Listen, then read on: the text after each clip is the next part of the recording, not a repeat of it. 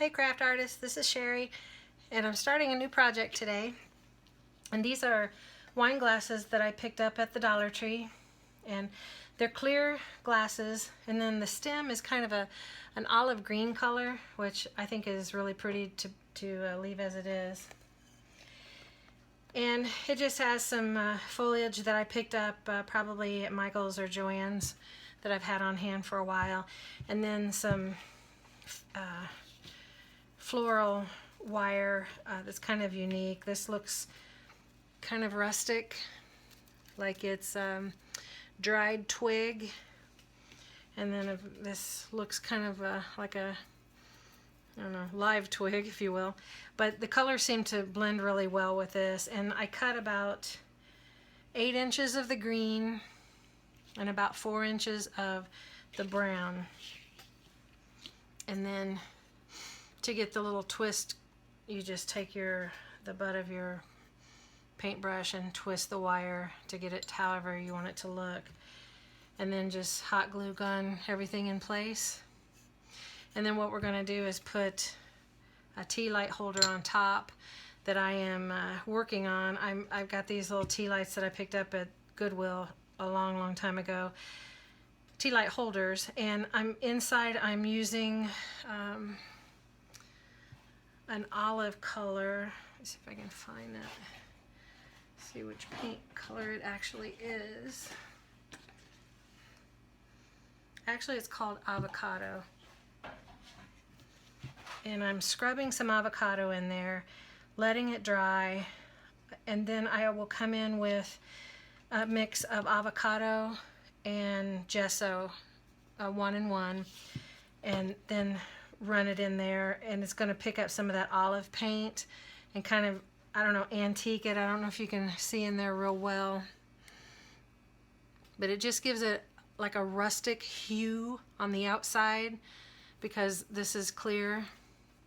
And then once it dries good, I'm going to clean it up with alcohol really good, and then I'm going to use my E6000 glue and attach it to the top of, well, in this case the bottom of the glass, but to the top of our project. And then I've just got some little tea lights that will just sit right inside like that. Not sure what I want to do with these yet. They look plastic and cheap, obviously, because that's what they are. But I might dress them up a little bit with maybe the same color paint down here. Not quite sure yet, but we'll leave that alone for now. So what I'm going to work on at this moment is the shading. And what I've done here is 4 coats of gesso. I did 2 coats with a brush and 2 coats with a sponge. And then I did 2 coats of the poppy. Let's see, where's my poppy? Make sure you get the right colors here. It's Poppy Orange by Ceramcoat Delta. I love that color. I can't find it at Michael's anymore, so I ordered it online. But I love that pumpkin color that it gives. It kind of gives it a primitive color. So what we're going to work on now is I'm going to scrub some highlights of yellow, and I'm just using Apple Barrel Bright Yellow. It's just going to be a dry brush. But I'm floating with burnt sienna on this project. So get started here. Just a little bit. You can tell I haven't used my paint in a while. Actually, I've had this on hand for a while. Just emptied another one, so I'm just starting that one. So be prepared if you buy your paint in advance and you don't use it right away. But those little burgers are easy to clean up. Just pull them out. I've also known ladies that do crafting that will squeeze their old paint through a pair of pantyhose to clean out the little boogers in them, just to keep their paint fresh. And some of these paints I've had for a long time, but they're still going strong. I think the only thing I've had spoil on me is gesso. I bought a great big jug of it because I'm the queen of base coating with gesso. Bought a great big giant jug of it at an art supply area, and I didn't go through it fast enough, and it did spoil. It smelled like spoiled milk. So, okay, we'll keep our float medium right here. We're going to dip. I'm using a large angled shader for this one. This is a 3/4 angled shader by Plaid. And the toe in color. And blend. This has got to be really, really wet and a wide float, because you want to be able to go down the whole length of the glass. Whoops, didn't mean to do that. The whole length of the glass. And it's going to have to be wet to do that. So we may do a little bit of walking, just walk it down. But I'm loading the brush up so it's going all the way up the bristles here. And I want to clean in, which is my wet end, and color on the toe end. And the toe is obviously the long part, in case you don't know, and the heel is the short part. So let's see if I can, let's go down that one area I just boogered up here. So we'll start at the top and come straight down, regardless if you think you're running out of paint or not, just come straight down. We're just striking a line right now. Actually, I didn't do too bad doing that one. Okay. And I don't have my Maxine mop handy, so I'm just tapping my finger on the wet line. So now I want to do the exact opposite side, because you want 4 shadows. So this is about where I need to be. So let's load back up. Let me show you what this first float looks like. And we're going to do back-to-back floats, but we can't do it until that line dries, so we'll continue doing the first float. So find out where you are here, and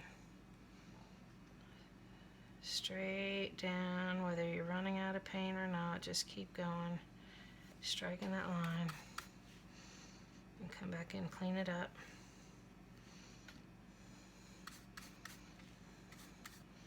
Don't be afraid to go the other way. We want a crisp line in the center and a fading float on the outer.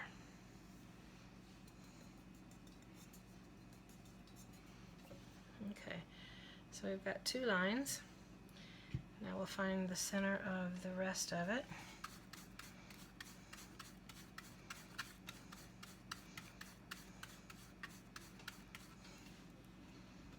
And give it a little start. And straight down. Straight down.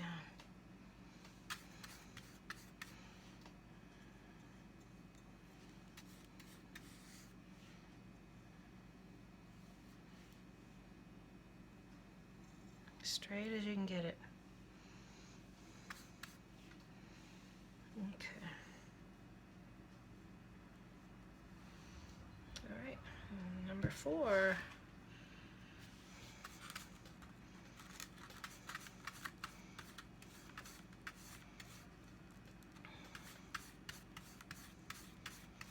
I like painting the gesso on, but I also like sponging it on. And I did 2 coats of the paint just to make sure I had good coverage, and then came back in with a small sponge to do the coats 3 and 4, because I love the texture that it gave. I don't know if you can see the texture, but it just gives it a really nice, I don't know, just a good texture. Alright, so we're getting ready to work on the 4th float. Find your center off the other, and then straight down. Even if you're running out, just keep on going down, because you're going to strike some kind of line. Just keep it as straight as possible.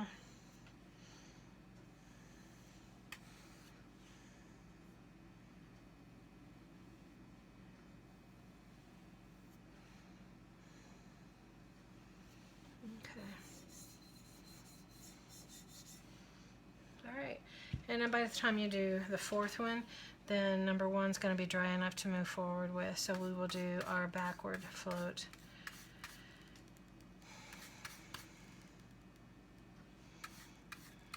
Again, coming in real wet.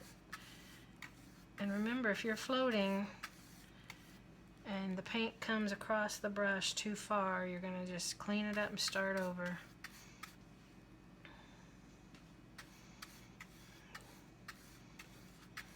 Your project is only going to be as good as what the brush looks like when you start painting. Alright, so here's my wet one, so there's my dry one. So now you're going to turn the glass over and float the other way, meaning all your darks are going to be in the center. So we started out this way. Now we're going to turn the glass over and butt up to it this way. And this line is going to be a little easier to do because you already have your straight line there. Just make sure that you have dark lines butting together. Don't separate the line.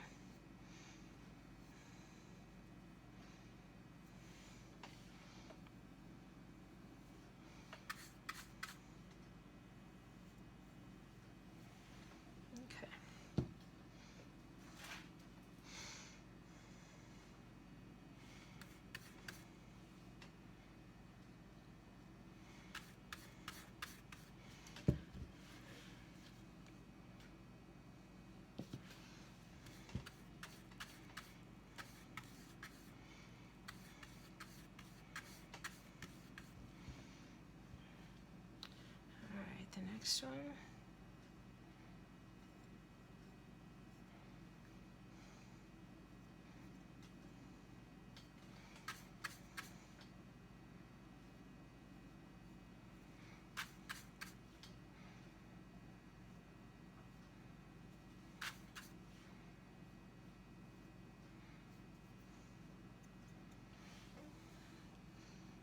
Okay.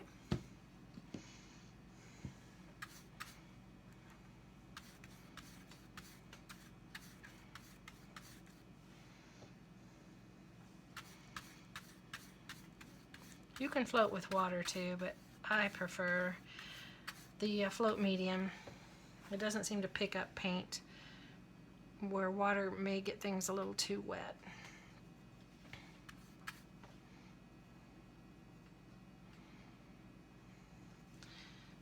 Let me show you an example of getting off the, see how, I don't know if you can see that or not, but see how I didn't put the darks together?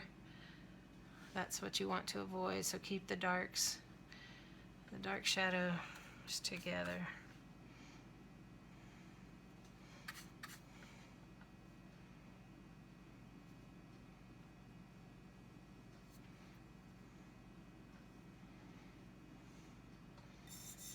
Okay.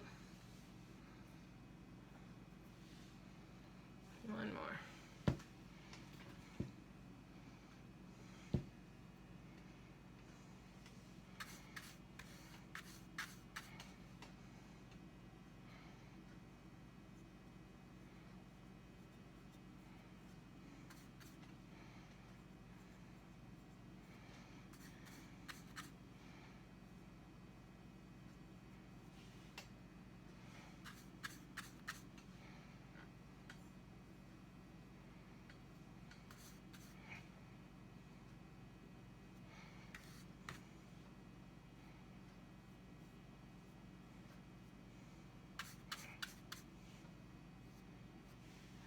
Okay.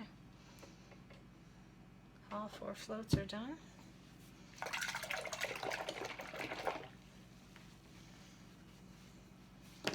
Now I've got my go-to scrubber, my number 5 Duncan. And I think I'll just squish some yellow right there. Don't need very much. Give this a second to dry a little bit more. Should have grabbed my Maxine mop, but that's okay.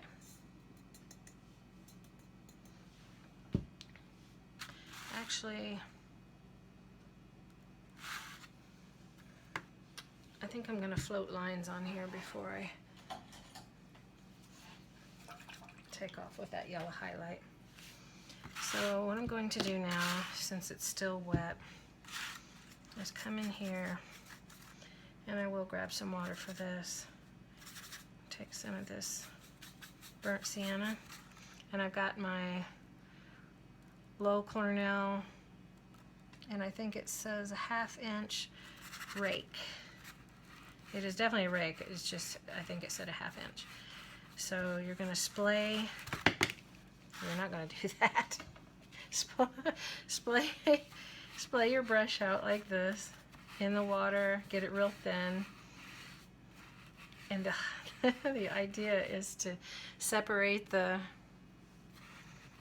bristles, and then you're just going to come down your float and rake, just rake some color.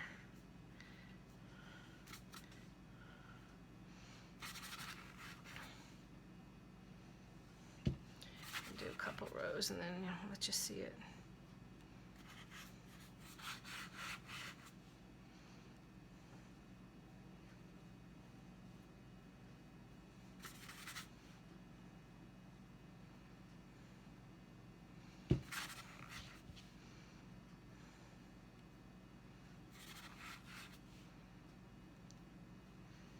Just some dark rakes right down your float line. Stay close to the float.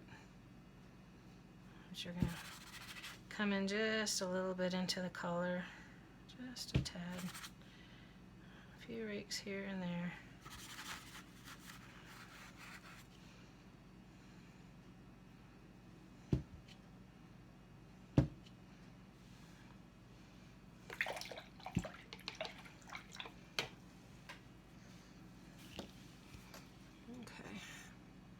Still drying, but you get the idea. You're just doing some rake lines, using that burnt sienna right down the float line.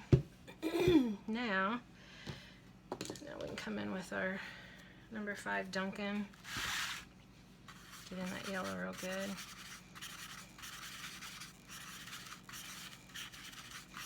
Loading up the bristles. And then we're going to scrub it off.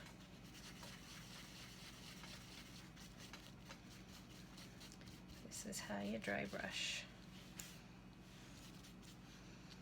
And then right in the center, the bulbous part of the pumpkin, just scrub some of that yellow. And you don't want to paint it, just scrub it in.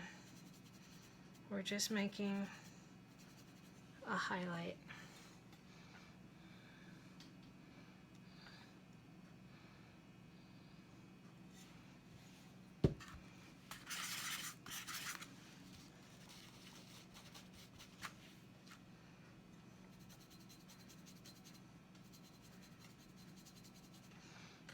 I don't know if you can see me.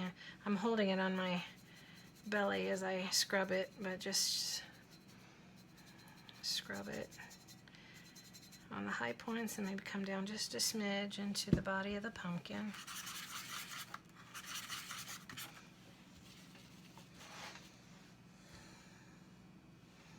This one right here.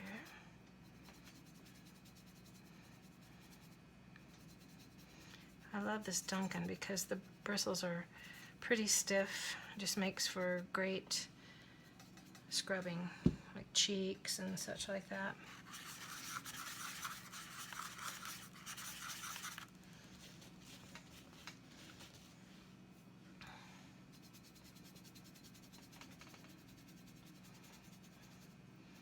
So just scrubbing a kiss of yellow right on the bulbous part. Come down just a smidge.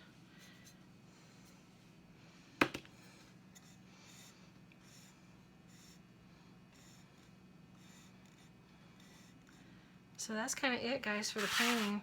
Now you'll want to take your fingernail or some type of scraping mechanism and come around the rim and clean up any paint that you have down in here.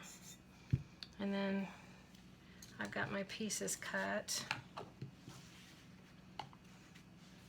and my glue gun going. but I'll just leave this up to you guys. Basically how I did the other one. And some of this brown stuff tends to want to come apart, but you just use your glue gun to help keep that in place. And I took the brown piece.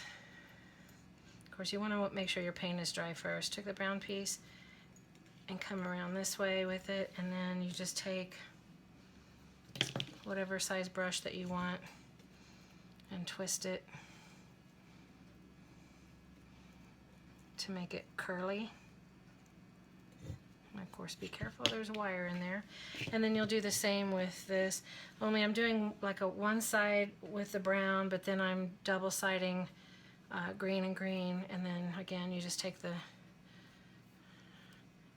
paintbrush and make your twists like that.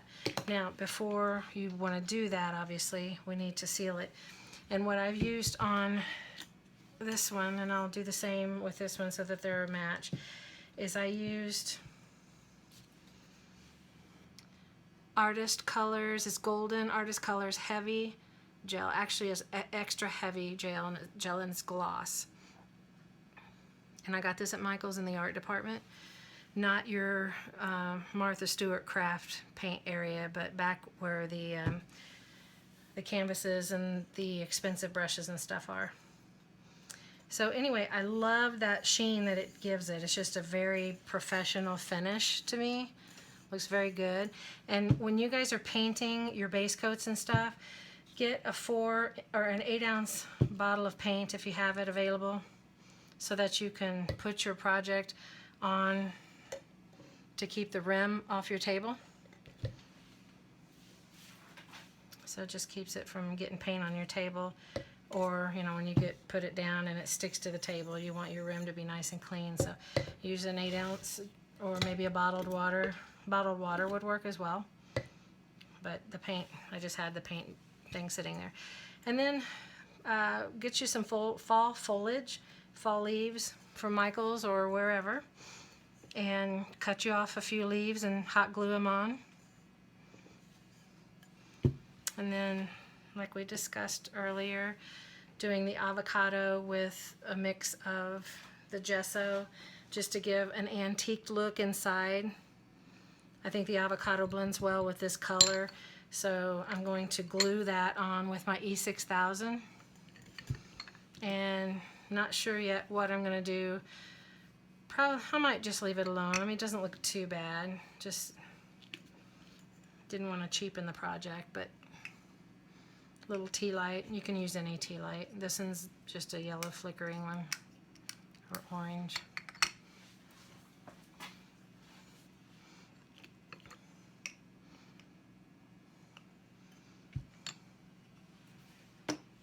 And I'm working on this one for this project over here. And this thick gel stuff takes a while to dry, but I personally think it's worth it. You don't have to use the thick gel. It's kind of expensive. You can use maybe a gloss spray sealer. Just do maybe 3 real light coats of spray gloss, and you'll probably achieve about the same effect, just not the texture. But that would be fine. I mean, I'm just being a little picky with this because I'm making them for somebody special. So that is that project. And I hope you were able to achieve the same floats and highlights. Just take your time with it. Just make sure your floats are straight down, and you're doing back to back this way, and then you're going to turn around and float it backward this way. And then scrub some yellow in there. Put your little doodads on. You guys might find some doodads prettier than these, and you know, change it up however you want to. If you have any questions, comment below, and thanks for watching.